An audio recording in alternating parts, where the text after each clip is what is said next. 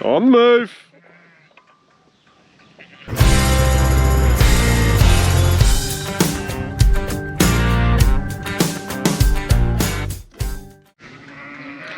Big job on today. We've got about 1800 ewes here. We're going to run them down the race, take the two youngest age groups out. They are 2 and 3 years old. We're going to go through and mouth and udder everything else. So we're going to check how many teeth they've got, what condition those teeth are in. If they're too long, too short, they get biffed out. And then the ones that have got good mouths, we've got to check the udders on as well, because obviously they need a good udder to be able to rear 2 lambs.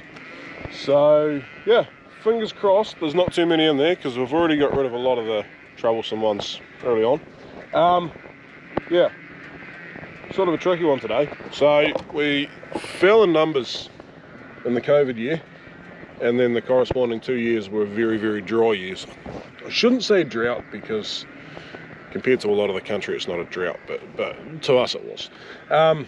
Yeah, so we want to settle, ideally, in a perfect world, on about 2400 ewes, but that would mean there's only 70 to come out of there, and I think there might be more like 100 to 150, but if we get to 2350 I'll be a very, very happy man. 2330, yeah, I could handle that. I really want to have over 2300 this year, next year, when we spread them out for lambing. So anyway, girls are on the move. Why is my camera not stabilising? There, was that better? I think that's better. Anyway, there you go, the girls on their way to the yards. They're just going to find their own way. I think that's better for the camera. Some setting had changed. Anyway, still a few lambs to pull out. We always seem to have to weigh in at least twice. That's fine. Yeah, so just to sort of go over a bit of how our age out program works. We start every age group with ideally about 620 or 630, depending how many replacements we've kept. They are up there on the young grass right now. They're about a year and a third old, year and a quarter we'll say. They haven't lambed. Some people do lamb those, we choose not to. So they lamb first as a 2. So let's say we have 620 of those go in. After their first weaning, so 15 months after they lamb, we would expect to see 500 to 550 left by the time we send a few to the works. If they don't get in lamb, or if they've done something wrong that is unforgivable. The next year would expect to see maybe 400 to 450. So let's say we've got 950 in those first 2 age groups. But we have 6 age groups of lambing sheep, and we have 2200, 2300, hopefully 2400 turn ewes. Yeah, so I'm a bit nervous about something right now. Nah, we're good. Way through there is a set of double gates out onto the road. I knew I'd shut them, but I couldn't remember shutting them in. Well, that would be good, having 1900 ewes piling out into the road. Yeah, that'd be fun on my own. Yes, anyway, as each age group goes through, they progressively, each age group has less in it, and we wind up with what we call a 2 over. So we have 2 tooth, 4 tooth, 6 tooth, then a full mouth ewe, then a 1 over, then a 2 over. When we get to 2 overs, we normally have 100 to 120 of them left, and those ones that have made it without a yellow tag are potentially some pretty good genetics, because that means they have done, by that point, 5 lambings. They have never been assisted, so they've never had help lambing. They've never not reared their own lamb. They've always reared at least one.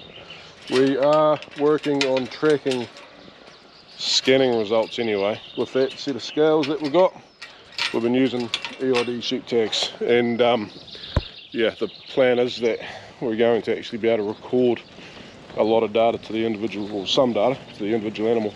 The current computer that we've got can sort of do it, but not really. So we've got to upgrade that. We just send it away and pay the difference between it and the next model, and they basically make it the next model. But yeah, it's one of those things. The economics in sheep farming haven't been great the last few years. In fact, they've been terrible. They're sort of looking a wee bit better now. Calm down, girls, it's okay. I'm just going to send a few of you back down the other way so we can draft. Yeah, we can keep some better records of that, but those old girls have done 5 lambings, unassisted, done everything for themselves, always reared a lamb, at least a lamb, and yeah, they've got a longevity thing to them, and they've got an easy care thing to them, and those are 2 big aspects of our breeding program, so we do need to look after them. But all in all, young sheep do probably perform a little bit better. But yeah, we'll run those first 2 age groups off, and then we'll go through the rest.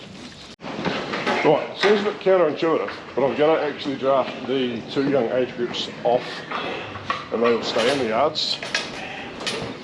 The reason for that is because otherwise I've got to look at 4 different tag colours, plus the terminal tags and everything else. Whereas if I'm drafting out 2 colours, that's just a bit easier to get your head round.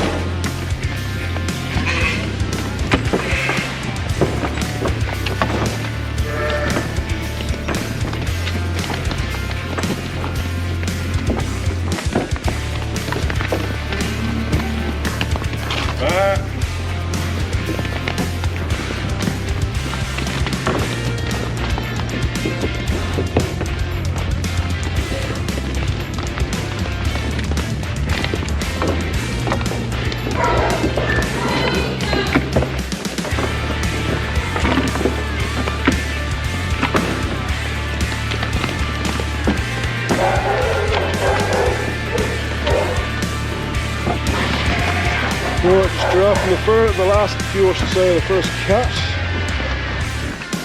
Sarah's got them going outside. There we go.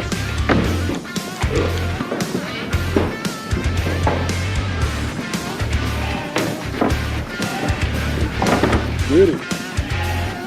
We're going to get them round so we can leave the duck. Let these go out there because they don't want to go out.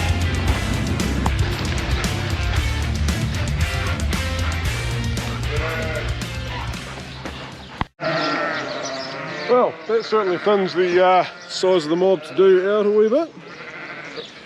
All of them gone, and all of those ones out there as well that are making their way back to where they should be. Very nearly had a major stuff up then because I started drafting out orange and blue tags. And Sarah says to me, what did you say, Sarah? What did you say about the tags? The tags, the blue ones are the 2020 and the red ones for the next year, then the orange, and now the purple. And I argued and I was wrong, didn't I? You always wrong. So yeah, we'd only drafted about 50 sheep by that stage, thankfully. And so yeah, we just stopped drafting. We'd only done about 50 sheep by that point. Put them all back and started again, because yeah, otherwise I was going to take out the 2 tooths and the 6 tooths and leave the 4 tooths in, but that's alright. And now we're going to make a start on what is genuinely the most dreaded sheep job of the year. Freshly shorn ewes that haven't realised they've lost all the weight of their fleece yet and are absolute missiles, but at the same time extremely ignorant. We have to put them all in the race, go through and wrestle with them to check their mouths and udders, but it's a job that's got to be done, so we'll just get on and get it done.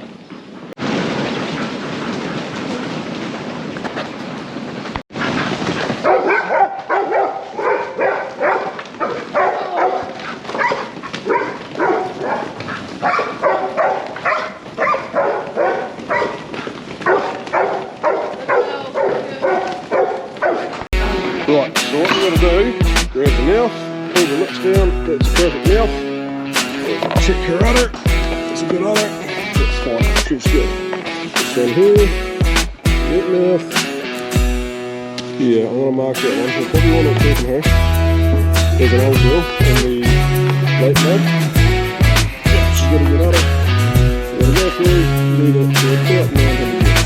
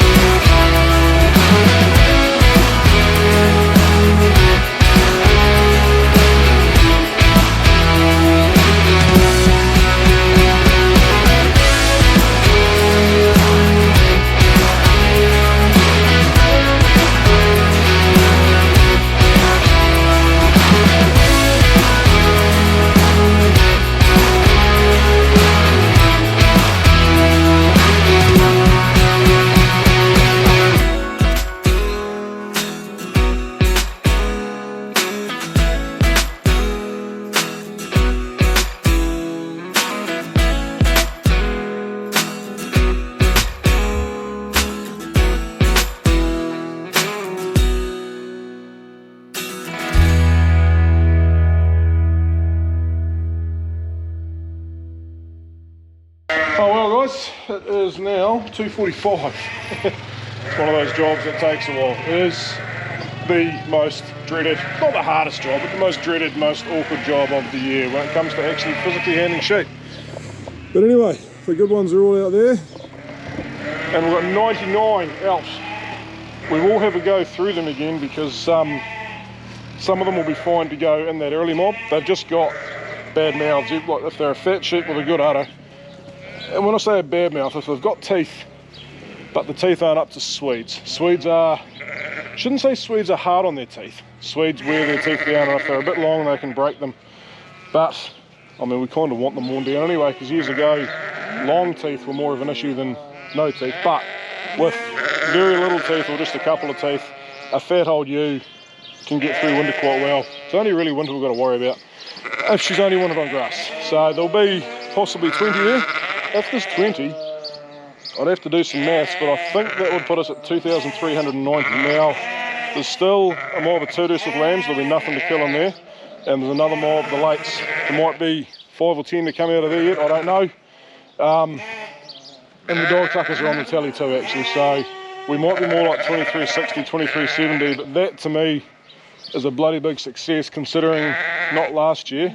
Oh, I've got to get this right. The year before, or the year before that, we were down to 2120. And the best year we've ever had on this farm, we had 2,440. It was an exceptional growth year in the spring, I will admit, early spring. We had amazing lambing weather and we had amazing growth, and then we had a drought over summer. So we lambed 149% that year with the most ewes we've ever had. And then in February we sold a massive chunk of our lambs store because we couldn't feed them. So there's always an averager, always a, what do they call it? Always an equaliser. But yeah, 23, any more than 2350 to the ram this year, I'll be a very, very happy man. But there they go. They're not bad looking ewes, a lot of them, so they'll kill well, or they should take the ram well in March, like I say, being wintered on grass. Just got to get the lambs out of them one day, but yeah, we'll do that when we go through them another day. For now, we'll just get these back to where they belong, and yeah, I'm going to go and have a beer, and I should go topping, but I'm going to go have a beer and change the oil in the boat. Right there guys, she's a bit of a mess in here because I've been putting this new flooring down. This bit's been on for a while, you can tell it's filthy, but it does actually water blast up pretty well, but still got to clean her out from the last trip, which was just the other day. Yeah, anyway, we've got water running in the front of the pump, All we do is just pull the intake pipe off, make sure it's away from the belt. There. Isolator switch is on. Will she start at idle? Cold. Oh, what a beauty. So we're just going to let that warm up for a bit. We'll let it get up to operating. Run there for 10 or 15 minutes. Because what we've got to do here is actually suck the oil out of it, because not a lot of room in here. The seats pull out, but you've got to dump the oil into the bilge. Well, I don't like that, so we suck it out of that, and then the oil filter down there, I just sort of catch the little bit of oil that comes off then. That's just from this pouring. Yeah, so yeah, bit of a muck around, but worth it. And instead of, because you don't get all the oil out, so instead of changing the oil every 50 hours, we just do it every 30, and yeah, doesn't seem to be an issue.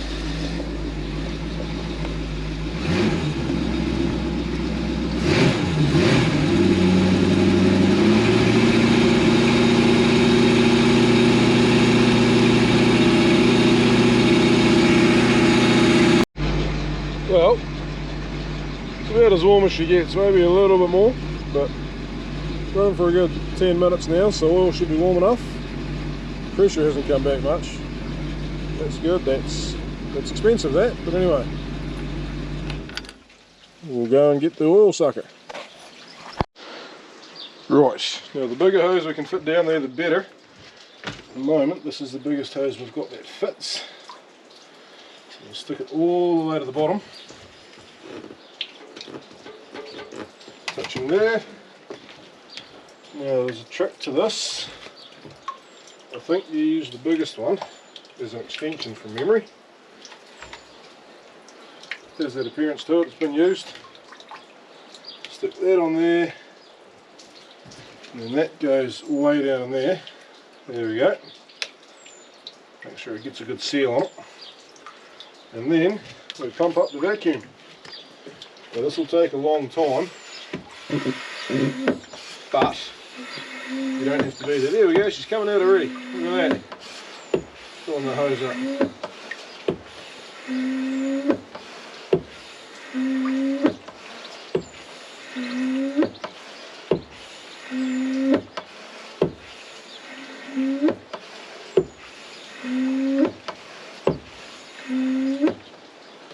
So that's in there well. That's still at the bottom. Yep. Oil's quite nice and warm, that's good.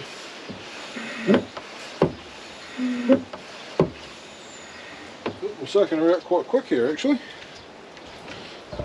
Not sure if you guys can see, but down the bottom there we have an oil line filling up.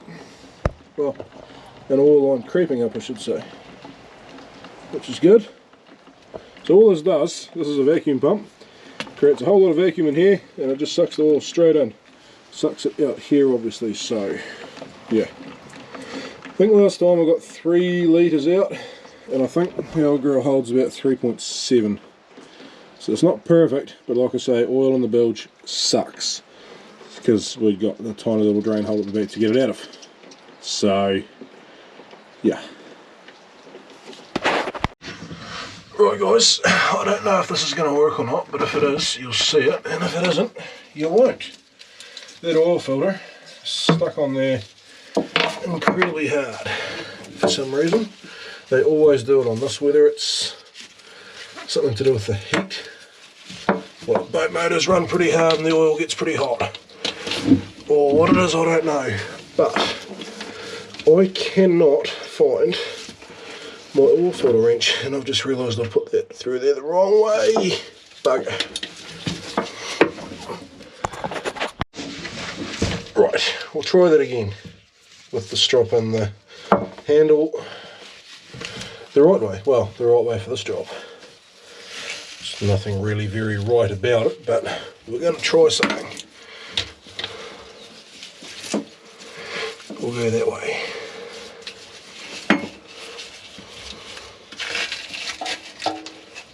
I know lots of people don't like Fram oil filters, but you know what? I've run them for years, and we've done pretty well by them. Boats are not the easiest thing, stern drives anyway, to work on.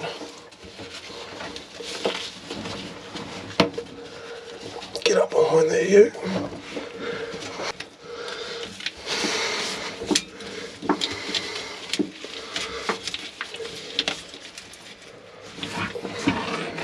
We might just have a grip. Oh, that filter's tight. But it's working. Oh, bloody farms, eh? Always doing things they shouldn't be, but getting away with it somehow. That is stuck on there quite tight at the seam. Still not free.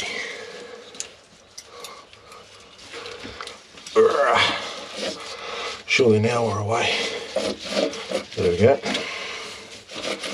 Right, now this is where I'm probably going to get a little bit of oil in the bilge, but I can vacuum that out with the old wet dry vac. Oh, maybe just a little bit. There it goes. Bugger. Maybe a little bit more than just a little bit. Maybe 100 mils. We'll get that out though.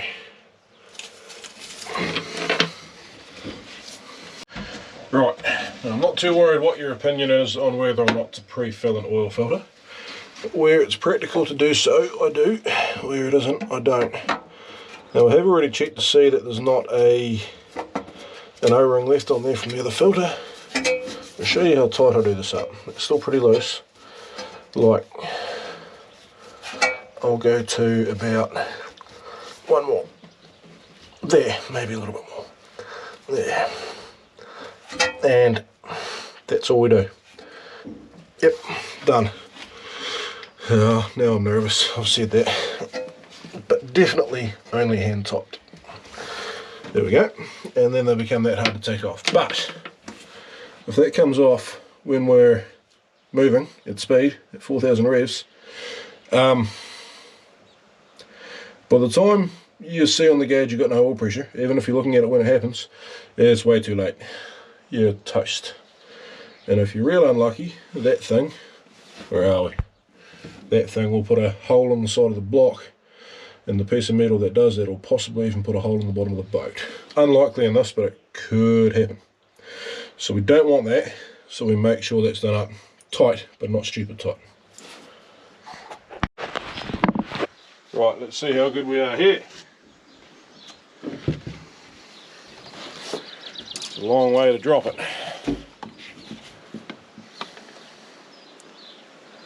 Just going to curl back a little bit. Oops, nope, that wasn't very good. There we go. Come on, you, stay in there.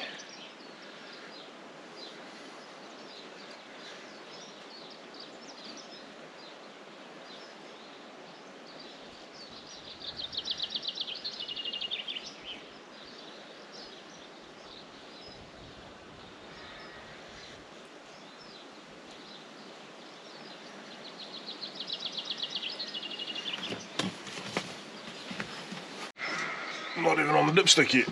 Right, we'll try that again. That was, whoops, I was going to say that was a little bit better, but it really wasn't.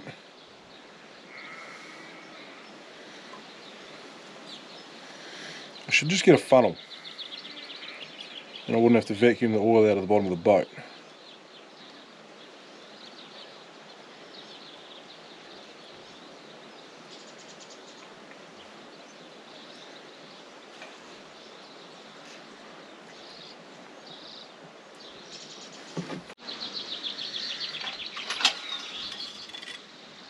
And there we go, just on full. Now you can see that the dirty oil has come to the top, which is interesting. I'll be interested to see what that looks like after a wee run. I've just got to check whether the kids are in bed to know where I can start her up on what yet. Because that took, well, that's a 6 litre bottle there, and that had maybe half litre out of the top. It's got maybe just over half a litre on the bottom still. Maybe a little bit more than half. And this thing, yeah, it's not supposed to hold more than 4 litres. So that's interesting. We must have got a fair bit of it out. But yeah, we'll go find out. Oh guys, New Year's Day, now in 2025. We're going to run her up. The kids were asleep last night, so I checked the oil, and I was right. Look how beautiful and clean that is, right on the mark. We haven't fired her up yet, but we're about to. Water's running into the pump. Key thing, isolator switch is on. Put the key back in. Ready?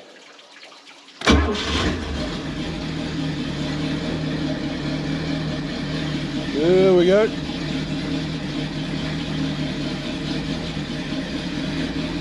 You beauty.